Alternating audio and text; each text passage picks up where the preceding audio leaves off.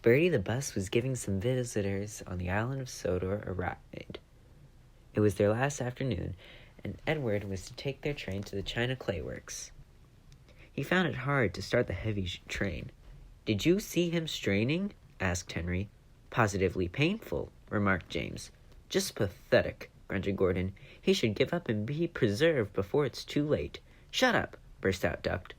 "You're all jealous. Edward's better than any of you." "You're right, Duck," said Boko.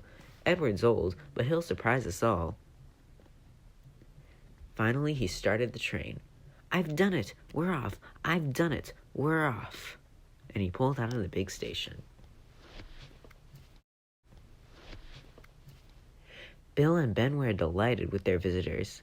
They loved being photographed and took the party to the workings in a brake van special. On their way home, however, the weather changed. Wind and rain buffeted Edward. His sanding gear failed, his wheels slipped, and his fireman rode in front, dropping sand on the rails by hand. Come on, come on, come on," panted Edward breathlessly. "This is dreadful."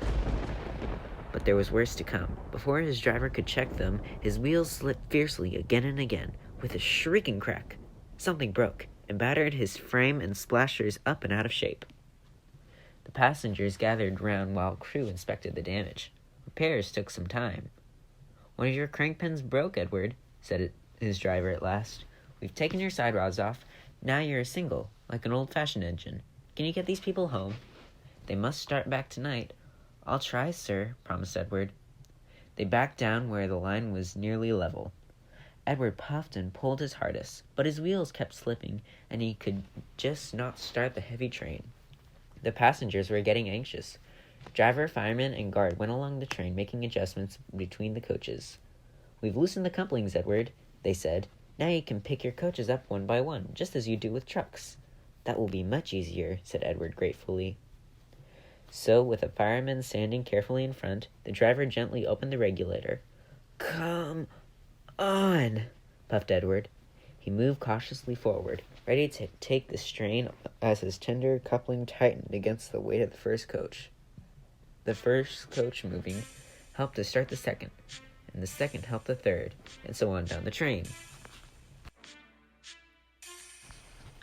"I've done it! I've done it!" puffed Edward, his wheels spinning with excitement. "Steady, boy," warned his driver, skillfully checking the wheel slip. "Well done, boy! You've got 'em! You've got them!" And he listened happily to Edward's steady beat as he forged slowly but surely up the hill. The passengers were thrilled. Most had their heads out the windows. They waved and shouted, cheering Edward on.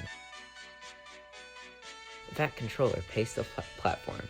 Henry, with the special train, waited anxiously too. They heard a peep peep, then battered, weary, but unbeaten, Edward steamed in. The fat controller stepped angrily forward. He pointed to the clock, but excited passengers swept him aside. They cheered Edward, his driver and fireman into the echo before rushing off and getting into Henry's train. Henry steamed away to another storm of cheers, but not before everyone knew Edward's story. Edward went thankfully to the shed, while Duck and Boko saw to it that he was left in peace. Gordon and James remained respectfully silent.